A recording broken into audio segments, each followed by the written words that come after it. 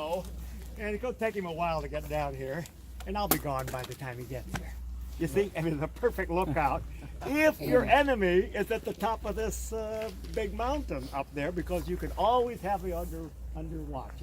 David knew the desert, Saul didn't. Saul was really just, he was no match for David when he got down here. Here you go. This is a perfect Sisyphus, folks. Perfect Sisyphus. Get your camera here. There's what the crown of thorns would have been wrapped with.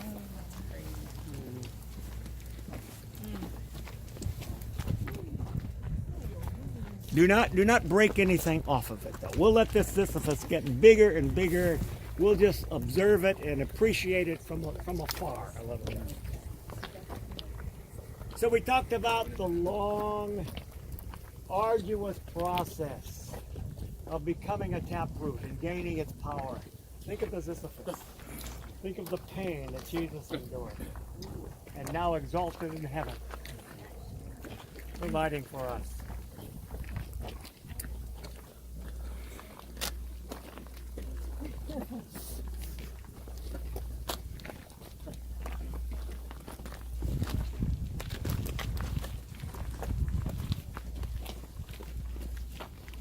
You know what? We need to sit down for a few minutes because we need to mark those maps. I need to teach you the song. We need to pray and get going for today.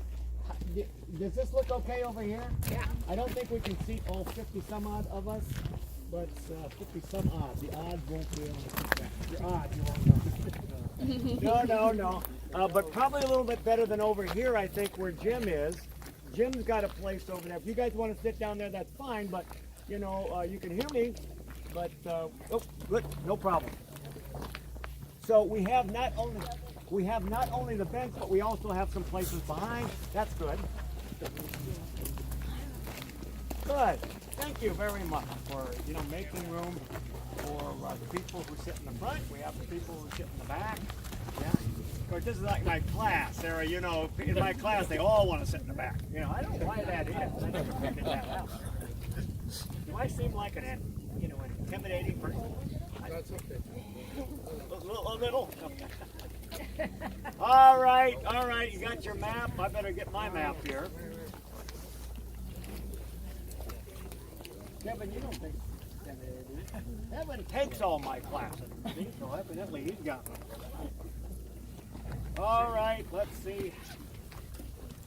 Everybody see where we are at Ein Gedi? Yes. Starting there? All right, good. If you don't, find Ein Gedi, please. All right. Ein Gedi. Where am I at? Okay. Now, from Ein Gedi, we're going to come, after we finish here, we're going to come north on the red road, past Enot Kane, coming all the way up to where you see the number 90, right at the northern end of the Dead Sea. We'll let you all get there. See the number 90? Yes. Okay. You see above the number 90, Qumran National Park. Yes. Qumran is the actual site of that ascetic monastery where the Dead Sea Scrolls were produced. One of the things we'll tell you, what are they doing down here in the desert producing biblical scrolls? Well, it's easy to figure out. They had despaired of the corruption of the temple in Jerusalem. They were all Zedekiah priests. And they thought, well, now that the Hasmoneans have become corrupt and they're their own priests, no, God had certain people who were priests. Not anybody can become a priest. So they say, you know what we're going to do? We're going to do a rerun. We're going to do a rewind on biblical history. We're going to go back to the desert, just like Moses did. And that's where God made a covenant with him, where he purified the people, and where he gave him his word in written form. See that? They're doing a redo on the history, the early history of Israel. So the three things that the Qumran monastics were doing is that they were making a new covenant with the Lord. Yeah, and they remember their favorite verse, proof text was Isaiah 40, verse 3. Remember that? There's a prophecy there that Isaiah gives that says, what? Yeah, that make a way for the Lord where? In the desert. So they took that literally, and they left the honey world of Jerusalem and came to this milk world, they embraced the hard life because it was in Moses' hard life that God met him. And the power of God was unleashed in him. See? That's what they were thinking. So they made a covenant, a new covenant. They had their own rules, all that are. And then the second thing is that they found a new purity. These guys are priests. Moses and his family, they were priests, remember? And they purified the company of Israel. That's what the Qumran sectarians are doing. So purity. You'll see over there they have 18 big baths in their little community. I have only one bath. What about, you might have 18 baths in your hotel room? See, they're big on washing. Why? Because that is a symbol of ritual purity. See, just like Moses in the wilderness, being a Levite, purified the people. You with me there? And the other thing was God gave him his word that ultimately was in written form to be distributed among the people and so preserved by them. You get this now? See, that's why they're copying the Bible. There's far too many Bible copies for them to use there. Now, they could have been selling some of it. That's okay. But their real intention was to do what Moses had done. Okay, that's kind of an introduction for our next site. You say, well, come next site. We're not talking about this site. Okay, I'm back to it now. After Qumran, you're going to love that site, by the way. We won't see any scrolls today, but we will see scrolls in Jerusalem in the Israel Museum. So we'll put that together. After Qumran, you can't see it, but if you go from 90 right toward the water, there's a little beach there called Kalya. And at Kalya, if you have lunch there, and they have a real nice little lunch, if you buy your lunch there, then you get to swim for free. So I don't have a voucher for us to swim. I didn't intend for us to swim there. So I was going to, use my voucher down at Rainbow Cake. We didn't go there. So anyway, but you won't have to pay here. All you got to do is eat lunch. All right? Then after that, then we're going to come up on Route 90. We're going to stay with 90. You have a gaggle of roads here, but you can see 90 continues up, and it bypasses Jericho. Do you see that? Yeah. We're not going to bypass Jericho. We're going to turn left on the brown road just before you get to Jericho, and we're actually going to enter the heart of Jericho. I want you to see a little Palestinian town. And you'll say, it doesn't look anything like Tel Aviv. You're right. I mean, this is like the sun and the moon. These are so different. Everything's in Arabic. Nothing's in Hebrew. And you say, whether they have their own state or not, these are one indigenous people. And they will never conform to anything. They don't want to live like the West. They want to live like the East. Anyway, people in Jericho is our greatest success story if you're working in the peace process, because Jericho has solved it. And the Israelis don't monkey with them anymore because they trust them to develop their economy, secure their economy, to police themselves, to administrate themselves. And so we're using Jericho as the model for all the other Palestinian districts in the country. See, folks, it's hard work, but it's good work. And one of these days, the power of God will come forth, and we're all going to make it to heaven, I hope. At least that's, I think, what we're supposed to hope for anyway. And those who don't make it, I guess they just don't want to make it. But, God's made a way anyway, and certainly for the people here. So anyway, in Jericho, what are we going to do? A number of things. We're going to do our Muslim shop. We're going to get Dead Sea products. We're going to get blown glass from Hebron. We're going to ride on a camel. And we're going to ride on a camel, by the way, in Old Testament Jericho. All right, so you'll see the tell where the walls fell down. And you can still see some of what could be those walls. The problem with that tell is everything from the Middle Bronze and the Late Bronze Ages have been washed off that ugly piece of mud. So it's very difficult to do any kind of definitive research on that big hill there. And you'll see it right away. It doesn't look like Beit Shemesh or Lachish. And because it was built in a basin down below, and it had no natural hill. They just built it on the top of nothing. And after a while, many, many cities there, almost 23 cities, and it formed a big pile of mud. And somehow it managed, because of all the building remains, to continue to stand there, but the top, it all washed away. A lot of early bronze remains underneath, but no late bronze or Iron Age remains or Middle Bronze Age remains underneath. So we can't really do any research about, what are the walls from Joshua's time. But I have a few guesses, as I always do, and I'll give you some suggestions. The final thing we're going to do is we're going to see New Testament Jericho. Old Testament Jericho was different than New Testament Jericho because the roads changed, the economy changed, the political dominance changed. When the Romans come in, they built bridges and all kinds of stuff, and so they had to move this lucrative royal estate that belonged to Herod the Great And why did Herod want it so much? Because there were balsam plantations in Jericho. And balsam was considered to be an aphrodisiac. It was the Viagra of the ancient world. And the Roman soldiers had to have their balsam. And so Mark Antony owned that territory. And Cleopatra, who was the girlfriend, and Herod, who was the close friend, they're always fighting with one another as to who gets the balsam plantation, you know, to reap some of the benefits from. Oh, we got a lot of funny stories from ancient Herod. These people were children, just like us, you know, the way they conducted their affairs. All right, after Jericho, we're going to continue on Highway 90, because we're going to spend the bulk of the day in Jericho. And we're going to come all the way up Highway 90. And you see where we are? We're in the shaded area of the West Bank. This is what we hope will become Palestine someday. The word Palestine refers to, it's a hope, it's a dream, it's a promise of a state for the Palestinian people. But right now, the Arabs call it, or the international community calls it occupied territory. All right? And the Palestinians call it Palestine, and the Israelis call it Samaria and Judea. So you see, everybody has a very different idea as to what it is. We come up 90, and then right outside the shaded area, Highway 90 goes right into Beit Sha'an. We're going to come back to Beit Sha'an later. Why? Because the camels take time, and swimming takes time. So we can't do Beit Sha'an today. We're going to continue up through Beit Sha'an to Highway 90. When we get to the shore, the southern shore of the sea, that's where the Jordan River comes out, just to the left. You see the Jordan flowing out of the Sea of Galilee? We're going to go there. We're going to talk about John the Baptizer's version of baptism there. And I'm going to do a rite of baptism for you. It's an Old Testament rite because I'm an Old Testament, right? And, you know, talk a little bit about cleansing rites from the Old Testament. And we might have a worship, we should have a worship service there. But we'll save that for a couple of days because we'll be in, I'm so sorry to announce again that we'll be in Galilee for 3 days and 3 nights, and so you're going to have to unpack all your clothes and won't know the joy anymore of dragging out your luggage every day. But you know, that's what I mean. You have to suffer through it and, you know, just make the best of it. So after we get now where Highway 90 will go to the left, we're going to go to the right, and we're going to come up to where you see the number 92. Everybody see it there? Good. At 92, just above 92, you see the words Ein Gedi. Ein Gedi. See?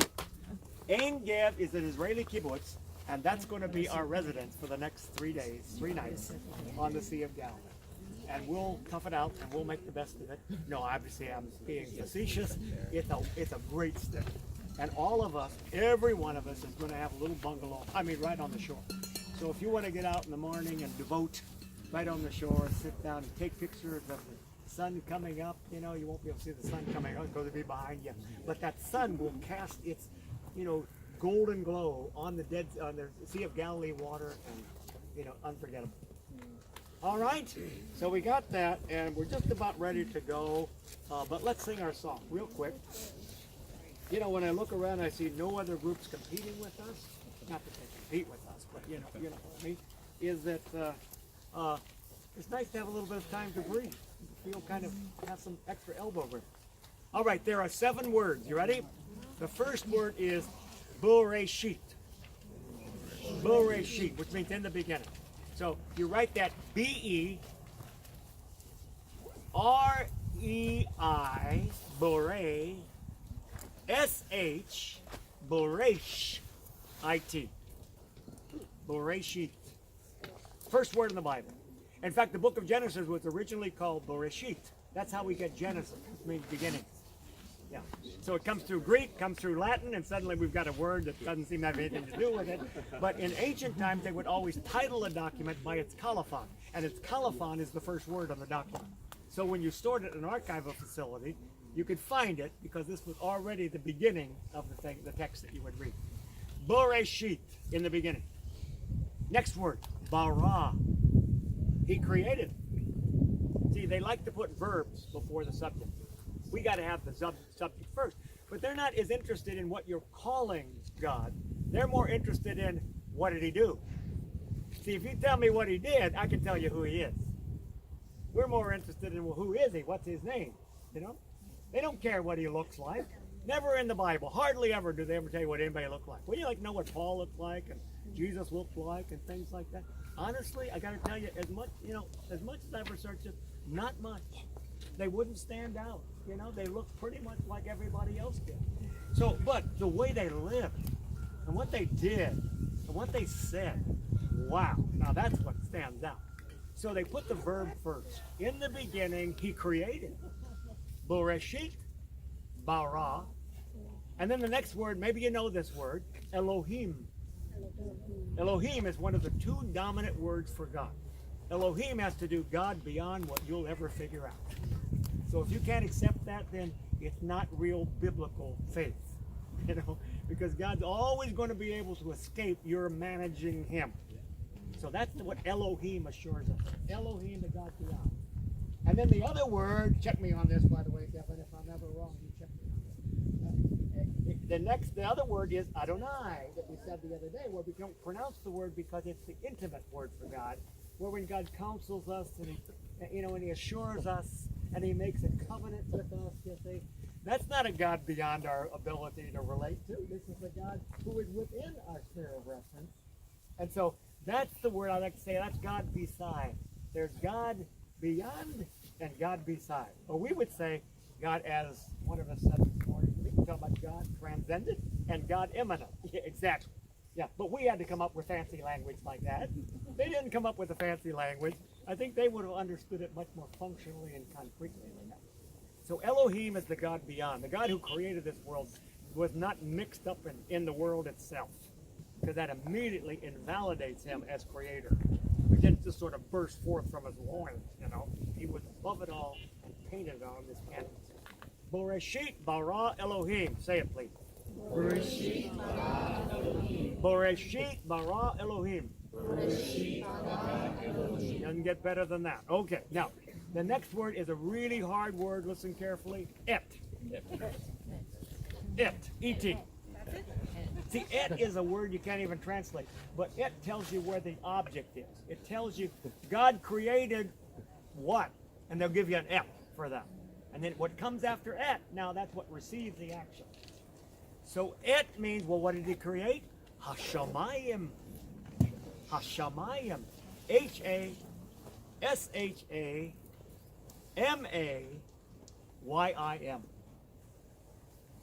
H-A-S-H-A-M-A-Y-I-M. Hashamayim, which means the heavens. But really, as often in the Bible, the word heaven means everything you have no understanding of. Everything that you can't see with your eyeballs because it is unseeable and unknowable. See, think about in the Bible how very infrequently they talk about heaven. And when they do, they always put it in some sort of image that we can relate to on earth, because they can't use the language of heaven because we don't know it. We've not understood it. So that's what they're saying. God created all kinds of things that you can't even evaluate. So if you can accept that, now I'll tell you the rest part. And then they give us another et, the et, because there's something else he created, and that's haaretz. Haaretz. H-A-R-E-T-Z.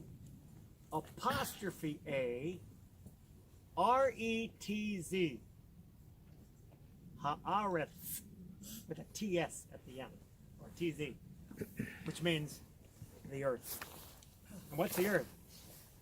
That's us. That's everything we can get our hands into. And look at the second verse, starts with V'ha'aretz hayata tohu vavohu. V'ha'aretz is, now for the earth, well, it was a royal mess. Meaning it had no meaning. But then God created it, you see. So the Bible's not telling us God created something from nothing. God's creating something that was senseless into something that made sense. I like that, because my life has been pretty senseless, when I look back on it. And he made sense of it. I hope he's still making sense of it. I hope he'll continue to do that work. See, so for us, it's all scientific. No, if he's creator, it has to be nothing, and then he said, poof, and the rabbit came out of the hat. But that's not what they're interested in. They're interested in, what does it mean? What does my life mean? He said, well, when he brought meaning to the world, there was no meaning before. Okay, so anyway, the first 7 words, count them.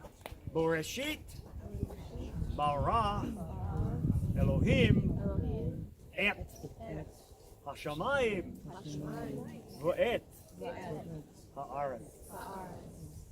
All right, and then it goes like this. Sing along with me. Join in. Boreshit bara Elohim.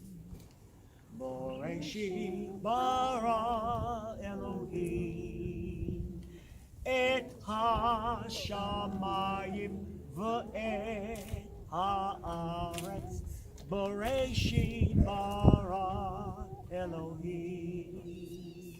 We'll write all this up for you at the hotel. Last night, give it to you. So if you missed the word, get it all in there. Boreshit bara Elohim. Boreshit bara Elohim. Et hashamayim va'et ha'aretz. Boreshit bara Elohim. Good. You like that one? All right, let's see if we remember the previous song. Ready for the previous song? Zehayom, Zehayom, Asa Adonai, Asa Adonai, Nagila, Nagila, V'nismachamo, Zehayom, Asa Adonai, Nagila, V'nismachamo, Zehayom, Zehayom Asa Adonai. Od echad. Zehayom, Zehayom Asa Adonai, Asa Adonai. Nagila, Nagila, v'nismach bo. Zehayom Asa Adonai. Nagila v'nismach bo. Zehayom, Zehayom Asa Adonai. Hey! Oh, that's so good. That's almost too good. We're going to have to get a broader audience to enjoy what we're doing. We'll take that home. All right, word of prayer. Sarah, would you lead us in a word of prayer this morning, dear? Thank you. Yes, Lord. 24. 1 Samuel 24. We are not leaving the Old Testament behind here. Nicely carved. Those caves date from the Bar Kokhba era. Now this is 135 AD, the end of the Second Jewish Revolt. Bar Kokhba has his main headquarters up near Bethlehem, but now he's on the run because the Romans have forced him out. And he and his lieutenants come down here and they crawl into those caves. And the Romans come and they go to the top and they lower down archers on what'd you say, these, I should know this, I was a painter, right? So, Scaffolding. Sorry? Scaffolding? Scaffold, that's right, scaffold. Thank you, fellas. You know, I said my mind doesn't work in the evening, not in the morning either. So they came down and they shot these fiery arrows inside, and the first thing that came out of the cave were the kids, because they didn't want their kids to burn alive. And then they jumped into the wadi and were finished off by the Romans. That was always the Roman trick, because the Romans didn't know how to climb like the people of the land did. And so they would go to the top and they would lower down their best archers and they would finish them off with fiery arrows. Actually, we found a letter in that big cave over there that you can see, written by Bar Kokhba himself. And its very famous letter was found by Gabriel Barkai, who is the best of the Second Temple archaeologists in Israel. He went on TV after he got a hold of the document, and all of a sudden, all the TV channels said, "We have a special announcement." And it went to Barkai, and he's sitting there, and he said, "Folks, I now hold in my hand a letter from the Messiah." Everybody went crazy. Well, because Bar Kokhba was trotted out as the Messiah. That wasn't his real name. Bar Kokhba, Shimon was his name, but they called him Bar Kokhba, which means the son of the star from Numbers. So Rabbi Akiva, who had tremendous profile, he was the chief rabbi in the north, is the one who stated that, and whatever Akiva says, you know, the people would go along with. But when he was proven not to be successful in the revolt against the Romans, they changed his name from Bar Kokhba to Bar Kosiva, which means the son of the lie. So if you're going to be a Messiah, you got to follow through. You see. So anyway, interesting, very important document. If you look it up, look up Simon Bar Kokhba, and you'll read the article in Wikipedia, and you'll see we have letters from him, and one in particular from that cave. So we would like that to be the cave of David, but it wouldn't make sense because if David is there, he's kind of exposed. So David's going to want to get as high as he can up this wadi. So the David cave, I really need a couple of days to get you up there. And we'd have to spend a night, overnight in the wadi to get there. It's way up. You know, you want to be in a place where your enemy can't get to, you know, or at least they're going to be deterred. Yeah, there's no way I'm going up there. Also, when you get up there, you have a perfect view, eye shot, to Gibeah north of Jerusalem, which is where that was Saul's capital. That's where he's from. All right? Will you go there for the desert tour? For the desert tour, we sure do. Okay. Yeah, actually, I remember that site because the last time I did the desert tour with the kids from, I call them kids because, you know, I was so much older than they were, but you know, from Central Washington University, and about half of them dropped out at that point. They couldn't make the second day. I said, "Don't you want to see David's cave? Oh, I'd like to see David's cave, but I don't want to follow you up this wadi anymore." So, you know, I really felt kind of proud about that. You know, I was feeling like, hey, I walked these guys under the rug. And you know what? I got sick. The last 3 days of that tour, I couldn't eat. I couldn't get out of bed. And God is saying, "Oh, yeah? Have you become so self-sufficient?" I walked out of the plane, and my son was there to get me, and he just gasped because he could see that I was nothing but skin and bone. You know, I had dehydrated so badly, and it's a wonder I didn't die. And just days before that, I could handle anything. Yeah. See, that is always how he does it. Yeah, God brings us down, right? How he does it's a that? reminder. Isn't that nasty? And every time we say, "I'd like to do something on my own," say, "Well, go ahead, you can do it." And then when you get tired of it, come and check with me. You know? We'll get it right here. Bryan, how did those caves come to be? Well, they're natural caves because this is chalk geology. And when the wadi fills and runs through here, it's going to open up a lot of those cavities. So if you and I come up here, Esther, all we got to do is come up with a hatchet or an axe, and we can easily open a cave. It won't take us maybe a couple of hours in the morning. We got ourselves a cave. Wow. So there are hundreds and hundreds of caves in this wadi because it's chalk geology. All right, so let's go to 1 Samuel 24. When Saul returned from following the Philistines, he was told, "Behold, David is in the wilderness of Ein Gedi." Now, where would that possibly be? Okay, yeah, I think I got it now. And then what did Saul do? He took 3,000, big number, 3,000, man, that's an overwhelming army here. That's a regiment of his Bachurim. Bachurim are the people who really know how to fight. You know, these weren't the farmers with their sickles and knives and stuff. These were people who were trained fighters, warriors of the desert. And so David got them and said, "Come on, we're going to fight this guy on even terms." We're saying now, David would have figured it out, right? And he went to seek David, it says in verse 2, and his men in front of the wild goats' rocks. Ein Gedi means the spring of the wild goats, but he's not going to look for him in the spring. He's going to look for him among the rocks above in the cave. See, if you read this, you say, "Okay, big deal. I don't care about the geography." Now you got to care about the geography because you're here. And so you can interrupt the sermon. You can say, "You know, I was there last January. I remember seeing those rocks," you know, that kind of thing. All right? Because, I mean, what good is this if we can't brag about it? Huh? All right. He came to the sheepfolds, by the way, and there was a cave, and Saul went in to relieve himself. See, this is not a religious book.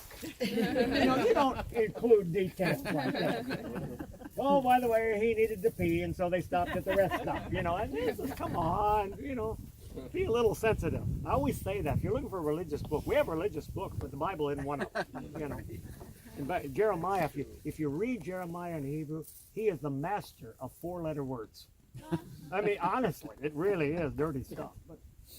But anyway, and David and his men were sitting in the innermost part of the cave, so he picked the right cave, you know. But he didn't go far enough in because he just, well, you got to go, folks. Yes. And the men of David said to him, "Here is the day which the Lord," it sounds like this is the day, this is the day. This is not the day the Lord has made. This is your day. We'll see how this turns out, right? Behold, I will give your enemy into your hand, and you shall do to him as it shall seem good to him, to you, right?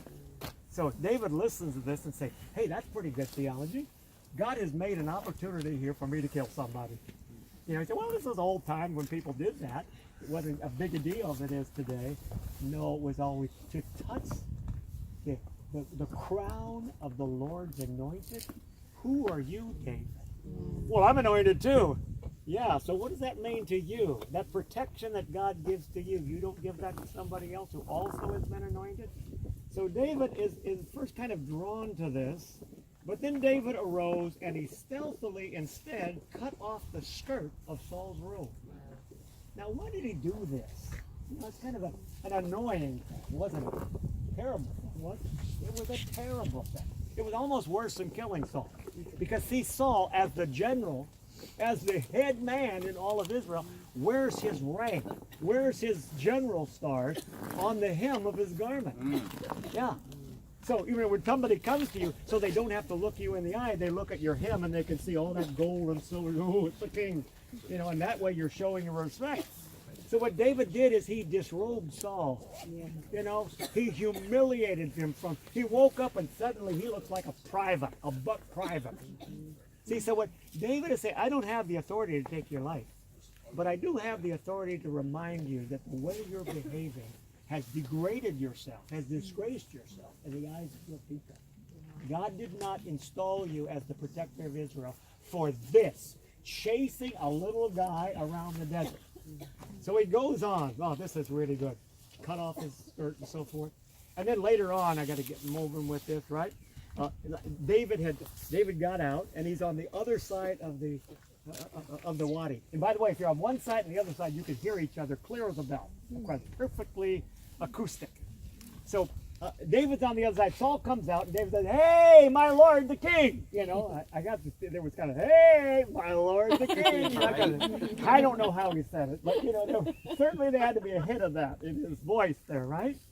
And then they begin to talk with one another. And Saul, the more they talk, Saul is feeling that David has gotten through to him, that he's getting the point. In fact, at one point he says, David, I know you're going to be king someday, but when you become king, don't do what normally they do when one king overcomes another king, and that is kill all of his relatives, because you don't want any of his, his sons starting a coup against you. So you're supposed to wipe out all the family of your rival. But Saul says this, don't cut off my family from me. You cut off my robe, but don't cut off my, see, he uses the same verse. Okay. Meaning he's saying, you're going to be king, we know that, but just leave me my name, because my family will carry my name to the next generation. And David says, I never intended to do that. And what David does is he, almost to his own fault, he protects Saul's family. Mephibosheth, who was afflicted. And David stands for Mephibosheth. See, this is mishpat living, isn't it? Your rival who will kill you if you get a chance. I'm going to preserve him to the end of my life. See, this is real vulnerability. He may kill me tomorrow, but I'm going to save him today. And then anyway, David goes on and he says this, and Saul says to David, you are more righteous than I have been, and you have repaid me good, whereas I have repaid you evil. See, Saul kept going back and forth. Tomorrow he's going to be hating David again.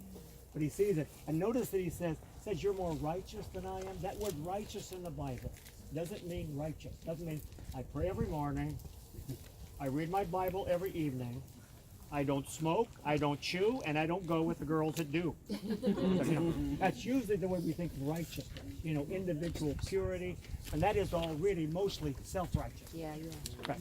So instead, the word righteous in the Bible, tzaddik or tzedakah, means responsible. I will be responsible to every man and woman that I find, because this person is my sister or my brother. I will treat them well. And so what David is saying is, you could have killed me. And you showed responsibility in that you acknowledge that I'm the king even though I'm not behaving like it. Yeah, isn't that good? Yeah. So I'm an evil guy and you did good to me. That's real. See, tzedakah here, let me give you a definition of tzedakah. Any spontaneous effort in favor of mishpat.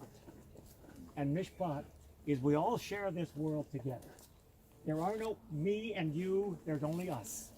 There is no good guys and bad guys, white hats and black hats. There's only people, and we're all God's people made in his image. And so we will always, every day, spontaneously act in favor of somebody else so we can be a community. Boy, live like that. You are what God created you to be. How about the best kind of Christian, we might say, right? Yeah, right there. So anyway, I like what David says at one point. He said, verse 14, after whom has the king of Israel come out? See, this is the altar call of the sermon. Yeah, he's saying, after whom has the king of Israel come out? After whom do you pursue? Do you pursue a dead dog? He's saying, I'm nothing. I'm a dog that can't even bark. And then he said, after a flea. Now, I like that reference. Because you say, well, that's even worse. A flea is worse than a dead dog. No, a flea is kind of a mixed metaphor. A flea is so small, it's really insignificant. You almost not see it at all. But you know, every time you try to catch a flea, you're going to miss. Because fleas are always able to hop, and they hop. They hop from one place to another. So all you're going to do is make yourself look even more ridiculous tomorrow if you try to catch a flea. A dead dog will lie there, but a flea keeps hopping away from you. You see how he got that in there? Yeah. He said, you lost today, and you will lose every day, my king. You know? So a wonderful passage. And the last verse, let's do the last verse, and then we're going to hit the wadi, because this is great to see. And David swore this to Saul. What's that? I'm not going to destroy any of your descendants. I'm going to protect your family. Didn't have to do this. He just knew that that's what a king would do. A king has to protect all the people in his kingdom.